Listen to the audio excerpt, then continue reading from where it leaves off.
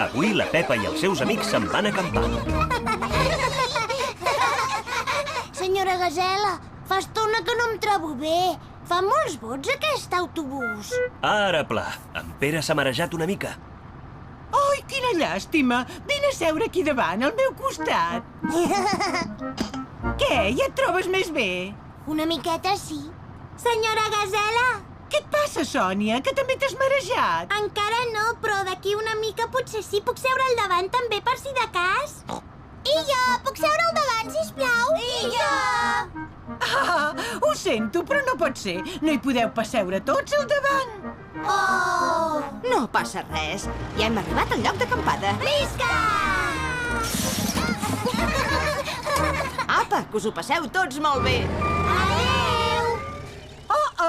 Aquí és on farem l'acampada. Primer de tot respireu l'aire pur de la muntanya, que és molt sa.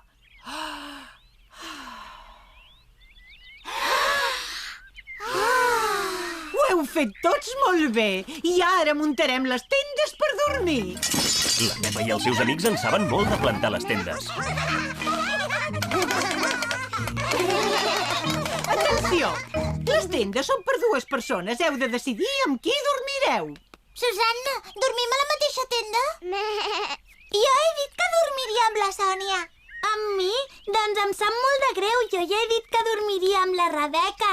Rebeca, tu m'has dit que dormiries amb mi. És veritat. Emília, tu amb qui t'estimes més dormir? A veure. Amb la Sònia. Molt bé. Perfecte. Ara sí que podem dormir juntes. Molt bé. Molt bé, i ara és hora d'anar a dormir. Bona nit a tothom. Bona nit, senyora Gasela. La Pepa i la Susanna s'han ficat al sac de dormir. Mira, tinc una llanterna. Jo també en tinc una.